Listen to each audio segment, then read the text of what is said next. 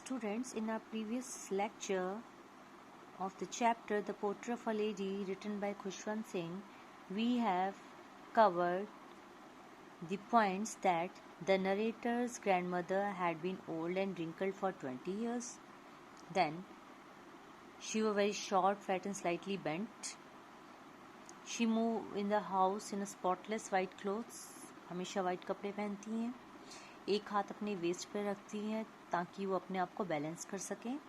दूसरे हाथ में हमेशा वो रोज़री माला जप रही हैं.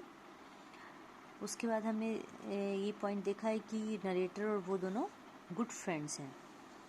सो अब किस टाइप की फ्रेंडशिप वो लोगों में है वो हम अब नेक्स्ट पैराग्राफ में देखेंगे. My grandmother and I were good friends. My parents left me with her when they went to live in the city and we were constantly together. She used to wake me up in the morning and get me ready for the school. She said her morning prayers in monotonous sing-song while she bathed and dressed me in the hope that I would listen and get to know it by heart. I listened because I loved her voice but never bothered to learn it. Then she would fetch my wooden slate, which she had already washed and plastered with yellow chalk, a tiny earthen ink pot and a red pen, tie them all in a bundle and hand it to me. After a breakfast of a thick stale chapati with a little butter, sugar spread on it, we went to school. She carried several steel chapatis with her for the village dogs. Now, narrator और उसकी दादी बहुत अच्छे friends थे. अब narrator के parents उसको दादी के पास छोड़कर शहर में नौकरी के लिए चले गए. अब वो दोनों नरेटर और उसकी ग्रैंडमदर कॉन्स्टेंटली साथ रह रहे थे, लगातार साथ रह रहे थे तब से जब से उसके माता पिता शहर गए हैं. अब दादी रोज़ उसको सुबह उठाती थी इन द मॉर्निंग एंड उसको स्कूल के लिए तैयार करती थी और फिर मॉर्निंग प्रेयर्स बोलती थी दादी सुबह उठ के. अपने लगातार मोनोटोनस होता है इन अ सेम टोन, एक ही लगातार एक ही टोन में वो सिंग सॉन्ग अपनी जो प्रेयर्स होती थी, अपने मंत्र जो भी बोलती थी उनको गुनगुनाती रहती थी और नरेटर को नहलाती थी, उसको कपड़े पहनाती थी और इन दी होप मतलब इस आशा में कि वो भी उतने ही ध्यान से सुन रहा है जितने ध्यान से वो प्रेयर बोल रही हैं और इनको दिल से याद भी कर रहा है, समझ भी रहा है. अब नरेटर ही लिसन, वो सुनता था बट वो इसलिए ही सुनता था कि उसे दादी की आवाज़ बहुत अच्छी लगती थी. उसने कभी बॉदर नहीं किया कि वो इसको लर्न भी करे, कभी उसने ये इतनी ज़हमत नहीं सोची कि वो इसको लर्न भी करे. देन अब दादी उसे उसके लिए वुडन स्लेट होती थी, तख्ती जिसे कहते हैं, तो उसको लेके आती थी जिसको उसने पहले से ही धोकर फिर येलो चॉक से उसको अच्छे से प्लास्टर करके, पहले तख्ती पर येलो चॉक से एक लेयर से चढ़ाई जाती थी जिससे कि हैंड राइटिंग बहुत अच्छी होती थी, लिखी जाती थी. सो एक इंक पॉट एंड एक रेड पेन, इन सब को साथ में टाई करके बंडल सारा टाई करके नरेटर के हाथ में पकड़ा देती थी. आफ्टर अ ब्रेकफास्ट, अब दादी उसे ब्रेकफास्ट में एक मोटी स्टील बासी चपाती थोड़े से बटर मक्खन के साथ और थोड़ी सी शुगर उस पर स्प्रेड करके उसे खाने के लिए देती थी ब्रेकफास्ट में और फिर वो स्कूल चले जाते थे. अब साथ में भी दादी स्टील चपातीज़ अपने साथ रखती थी, बासी चपातीज़ को विलेज डॉग्स को, जो स्ट्रीट विलेज डॉग्स होते हैं उनको फीड करने के लिए. My grandmother always went to school with me because the school was attached to the temple. The priest taught us the alphabet and the morning prayer while the children sat in rows on either side of the veranda singing the alphabet on the prayers in a chorus. My grandmother sat inside reading the scriptures. When we had both finished, we would walk back together. This time the village dogs would meet us at the temple door. They followed us to our home, growling, fighting with each other for the chapatis we threw to them. Now, अब grandmother उसके साथ अब हमेशा school जाया करती थी क्योंकि school के साथ में ही मंदिर भी अटैच था, मतलब मंदिर के साथ में स्कूल था. तो नरेटर को भी छोड़ देती दादी और साथ में खुद भी वहाँ प्रेयर्स अपनी करती थी. So priest taught us the alphabets. अब जो प्रीस्ट था वो उनको क्या करते थे, प्रेयर्स जो अल्फ़ाबेट्स होते हैं वो सिखाते थे और मॉर्निंग प्रेयर्स सिखाते थे. जबकि जो बच्चे जिस टाइम बच्चे बैठकर रो में लाइन में बैठकर ईदर साइड ऑफ वरांडा की दोनों तरफ वो अल्फ़ाबेट्स जो होते हैं ABCD क ख ग ये सब जो है वो सीखते थे। और एक साथ कोरस होता है ग्रुप में बोलना, एक साथ, जैसे हम टेबल्स, या हमने देखा है कि टेबल्स को एक साथ पूरी क्लास में कोरस में हम बोलते हैं। So grandmother sat inside, तो वो मंदिर के अंदर बैठकर स्क्रिप्चर्स को रीड करती थी। When we had both finished means, जब बोथ मीन्स दोनों, दादी की भी मंत्र अपने जो स्क्रिप्चर्स पढ़ती थी फिनिश हो जाते थे, और ऑथर की स्कूल भी ऑफ हो जाता था, तो वो दोनों साथ वापस आते थे। तो मीन्स जिस टाइम तक ऑथर वो करता था, पढ़ाई करता था, तो दादी भी मंदिर में बैठ के अपने मंत्र और वो सब स्क्रिप्चर्स पढ़ा करती थी। तो this time the village dog, अब इस टाइम विलेज डॉग उनके पीछे पीछे आते थे। विलेज डॉग उन्हें मंदिर के डोर पर ही मिल जाते थे, और they follow us to the home. अब उनके पीछे, नरेटर और दादी के पीछे वो भौंकते हुए और चपातीस के लिए फाइट करते हुए, जो उनके लिए फीड करते थे, तो उनको खाते खाते लड़ते हुए उनके घर तक आ जाते थे। When my parents were comfortably settled in the city, they sent for us. That was a turning point in our friendship.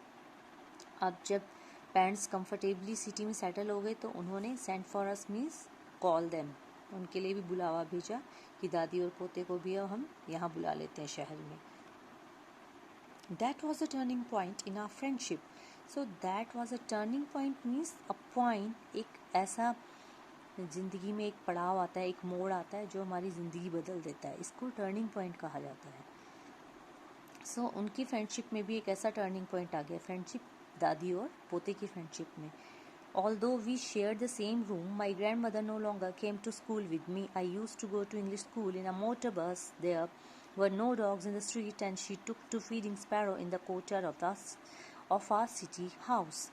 So अब दादी के साथ ही ग्रैंडसन जो था, अब स्कूल में दादी ग्रैंडसन के साथ स्कूल नहीं जाया करती थी, क्योंकि वो अब एक इंग्लिश स्कूल में जाया करता था और मोटर बस से स्कूल जाया करता था। अब यहाँ कोई स्ट्रीट डॉग्स नहीं हुआ करते थे शहरों में। सो दादी ने स्पैरोज़ को फीड करना शुरू कर दिया, जो उसके कोर्टयार्ड में सिटी हाउस में आया करते थे। As the years rolled by, we saw less of each other. For some time, she continued to wake me up and get me ready for school. When I came back, she would ask me what the teacher had taught me. So now, as the years rolled, अब जैसे जैसे साल बीतते गए, तो we saw less of each other.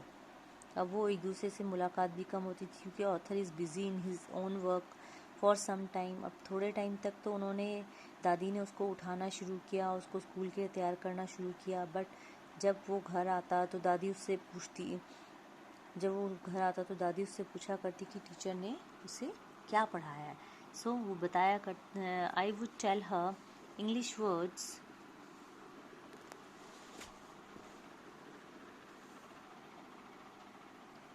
and things of Western science and learning, the law of gravity, Archimedes' principle, the world being round, etc. This made her unhappy. She could not help me with my lessons.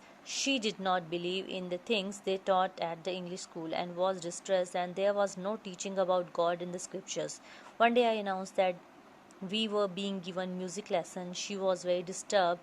To her, music was lewd associations. It was the monopoly of harlots and beggars, and not meant for the gentlefolk. She said nothing, but her silence meant disapproval. She rarely talked to me after that.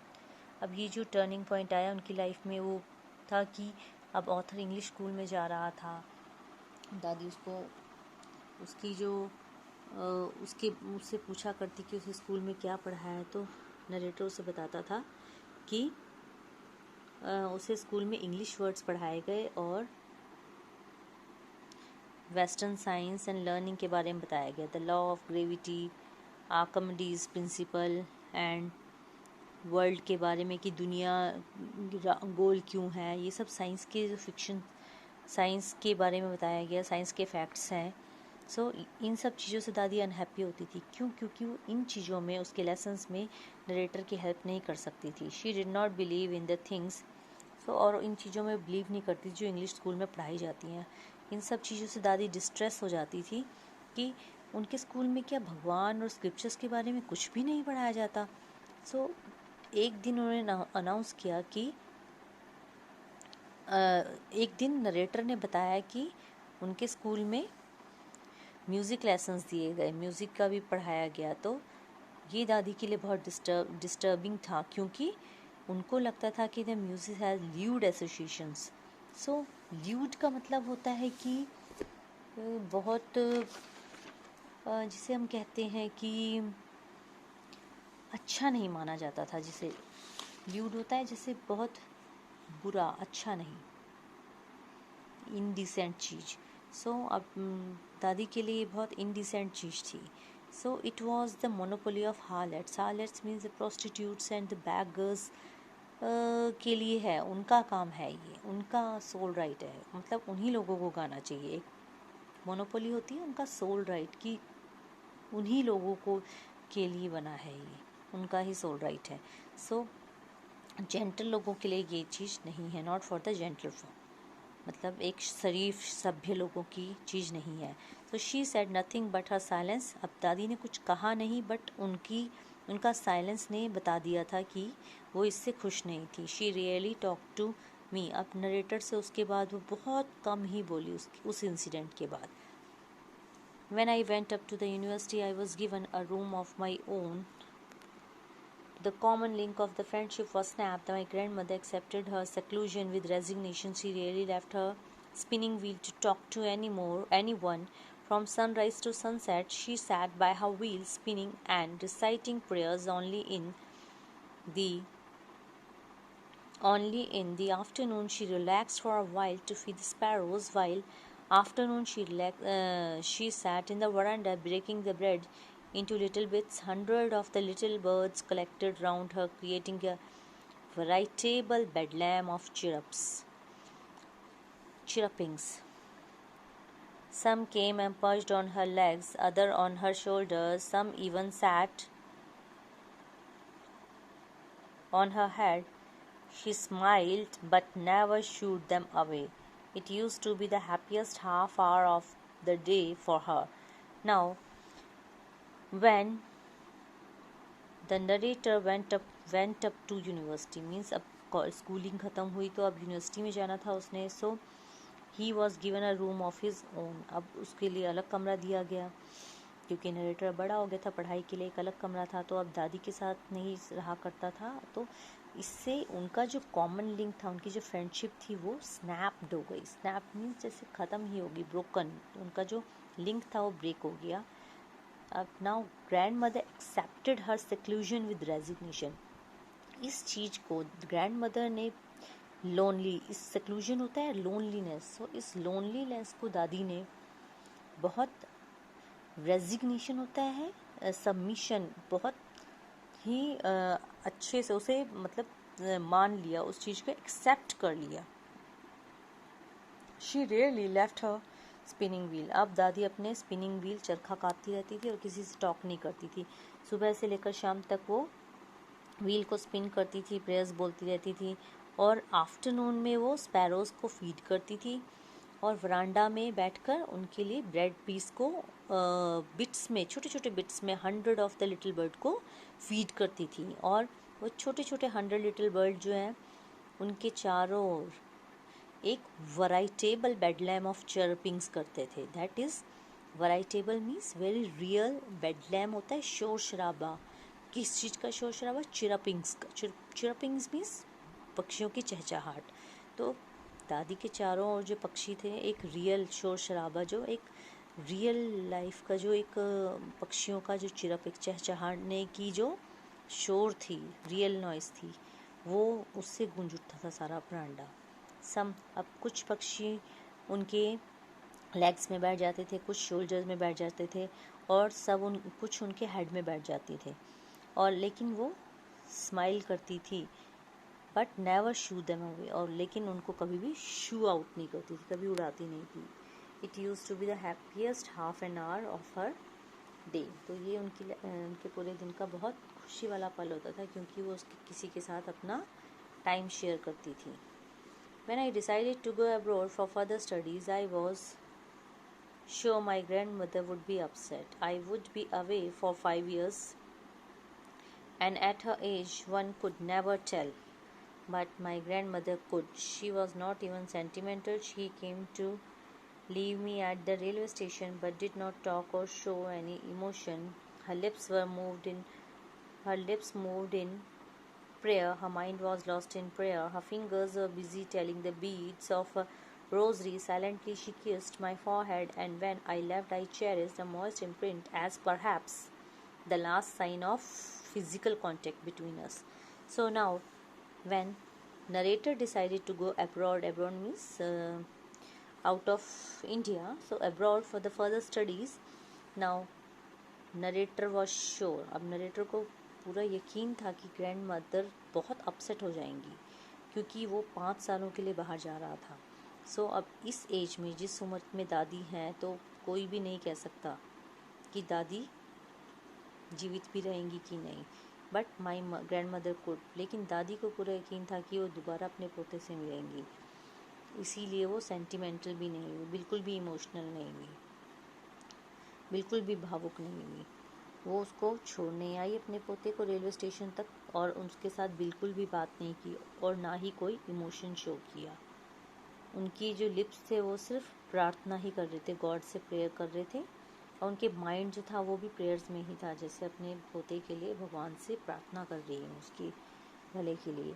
सो उनकी fingers जो थे वो rosary beads को बार बार count कर रहे थे, माला जप रही थी, और साइलेंटली उसके माथे पर उन्होंने किस किया, फॉरहेड पर किस किया नरेटर के। एंड उसके बाद when I left I cherished होता है किसी चीज़ को। उनकी जो ग्रैंड मदर ने जो उनको किस किया, तो जो फिज़िकल कांटेक्ट था, it was the last contact, तो उसने इसको चेरिश किया। चेरिश करना होता है कदर करना किसी चीज़ की, मतलब उसको हेल्ड डियरली उस चीज़ को एक्सेप्ट किया। सो ही चेरिश द मोस्ट इम्प्रिंट, जो दादी ने उनको माथे पे अपने पोते के चूमा, तो उसको उसने चेरिश किया, उसको डियरली, मतलब उस फीलिंग को अपने साथ हम बांध के रखा, क्योंकि अब उसे लग रहा था वो दादी से 5 साल तक, 5 साल बाद शायद दादी से ना मिल पाए, दादी जीवित ना रहे। But that was not so. After 5 years, I came back home and was met by her at the station. She did not look a day older. She still had no time for words, and while she clasped me in her arms, I could hear her reciting her prayers. Even on the first day of my arrival, her happiest moments were with her sparrows, whom she fed longer and with frivolous rebukes. Now, here, but that was not so. अब जैसा उसे लगा था कि हाँ ये last शायद दादी के साथ उसकी मीटिंग है, ऐसा नहीं था। But that was not so, ऐसा बिल्कुल भी नहीं था, क्योंकि 5 साल बाद जब वो वापस आया तो वही दादी उसको स्टेशन पे लेने भी आई, जो उसे स्टेशन पे छोड़ने आई थी। She did not look a day older, और 5 सालों में दादी एक दिन भी बूढ़ी नहीं दिख रही थी। जैसा वो 20 सालों से दादी को देखता आ रहा है, वैसी ही दादी अब 5 सालों बाद भी दिख रही थी। So she still had no time for words. वो बताता है कि अपनी दादी के लिए, जैसा वो अपनी दादी को बचपन से देखता आ रहा है, वैसी उसकी दादी अब इस टाइम भी दिख रही थी। सो उसके पास दादी, she still had no time for words, क्योंकि she clasped me in her arm, दादी के पास अभी भी वर्ड, शब्दों के लिए कोई समय ही नहीं था, क्योंकि दादी ने क्लैप्स होता है हेल्ड टाइटली, उसको बहुत कस के अपने उसको अपनी बाजू से पकड़ा, और I could hear her reciting her prayers, जो अपनी प्रेयर्स जो मन में जो उनको प्रेयर्स को बोल रही थी, वो नरेटर ने सुना कि अभी भी वो दादी उनको बार बार उन प्रेयर्स को ही बोल रही हैं। मीन्स उन्होंने सिर्फ उसको कस के पकड़ लिया अपने हाथ से, लेकिन मन में अभी भी प्रेयर्स ही चल रही है, मतलब उससे कोई कन्वर्सेशन नहीं किया। Even on the first day of my arrival, her happiest moment. अब फर्स्ट दिन था उसके अराइवल का, आने के बाद, तो उसने देखा कि वही हैप्पीएस्ट मोमेंट्स वही थे उसके जो वो अपने स्पैरोज को फीड करती हैं. whom she fed longer, और with frivolous rebukes. frivolous means not serious, मतलब जब हम प्यार से किसी को डांटते हैं. frivolous मतलब प्यार से डांटना, डांटते ज़रूर है frivolous rebukes. तो दादी भी उन पक्षियों के साथ खेल रही थी और उनको रिब्यूक भी कर रही थी, जैसे प्यार से डांटती थी. In the evening, a change came over her. She did not pray. She collected the women of the neighborhood. She got an old drum and started to sing. For several hours, he thumped the sagging.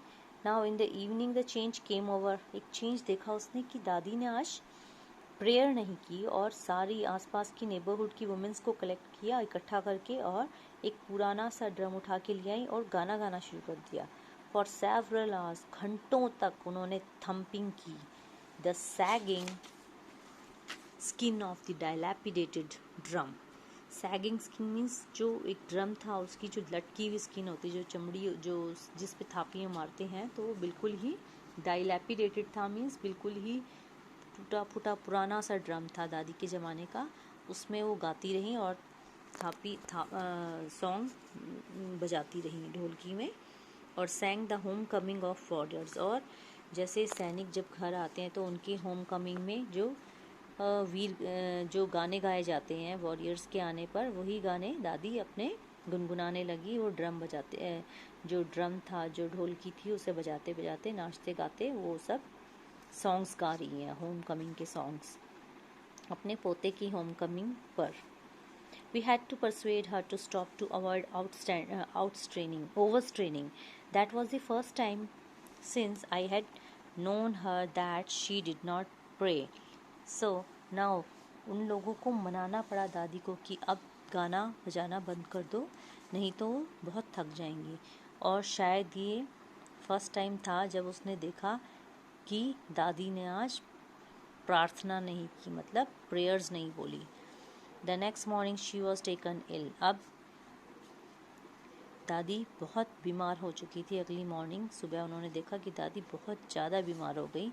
And it was a mild fever and the doctor told us it would go. Doctor ने बोला कि नहीं, ये fever चला जाएगा. But my grand mother thought differently. But अब grand mother कुछ differently grand mother बोल रही थी.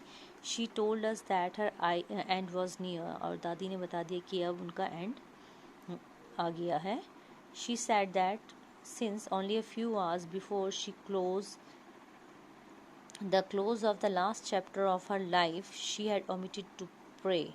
She was not going to waste any more time talking to us. अब दादी ने बोला कि उसका अंत नज़दीक आ गया है, और ने बोला कि अब देखो जब अंत नज़दीक आ गया और वो अपना लास्ट चैप्टर, जब ज़िंदगी का आखिरी पल आया है, तो उस टाइम उसने भगवान से प्रार्थना नहीं की. Had omitted to pray means forgotten to pray. Here omitted का मतलब है भूल जाना, यहाँ पर मिटाना नहीं है.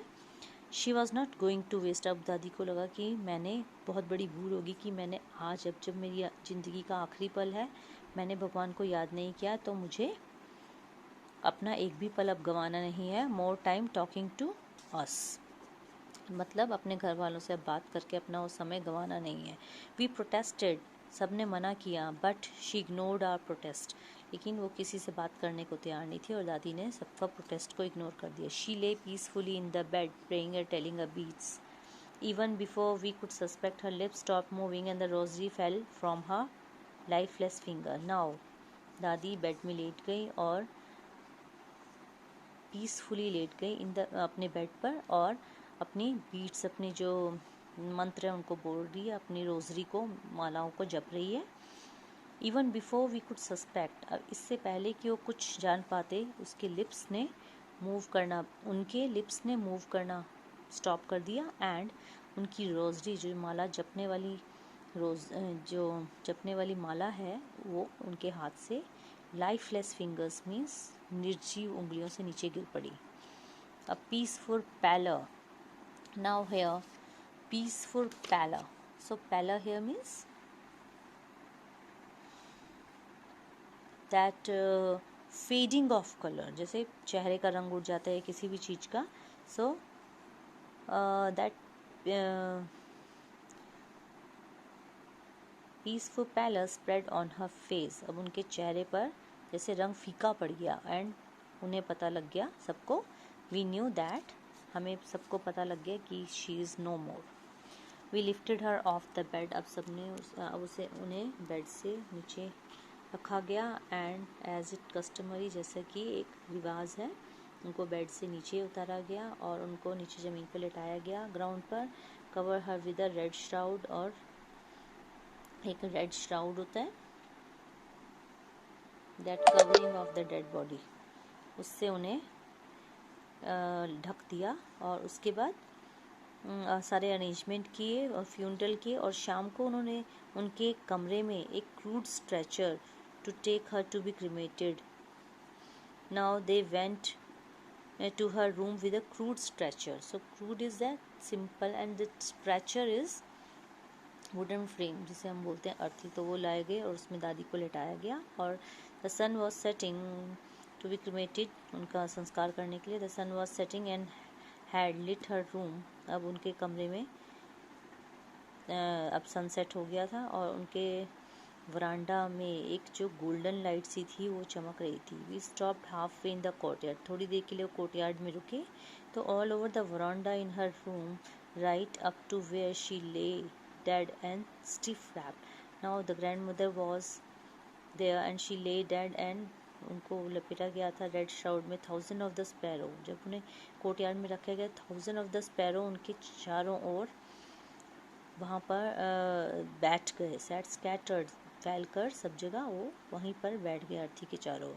देयर वॉज नो चिरप, लेकिन उनमें से कोई भी चिरप नहीं कर रहे थे, चहचहा नहीं रहे थे। We felt sorry for the birds and my mother fetched some bread for them. Now we felt sorry, उन बर्ड्स के लिए हमें बहुत बुरा लग रहा था। मदर उनके लिए कुछ ब्रेड लेके आई। She broke it into little crumbs, उन्हें छोटे छोटे टुकड़ों में तोड़ा जैसे दादी किया करती थी और उन्हें फेंका, बट स्पैरोज ने उनकी ओर देखा तक नहीं। और when we carried my grandmother, जब दादी की कॉप्स को उठाया गया तो वो भी चुपचाप ऐसे ही हवा में उड़ गए। Next morning the sweeper swept the bread crumbs into the dustbin, और अगली मॉर्निंग स्वीपर ने ब्रेड क्रम्स को डस्टबिन में डाल दिया जो कि स्पैरोज ने छोड़ दिए थे, जिन्हें उन्होंने खाया नहीं था।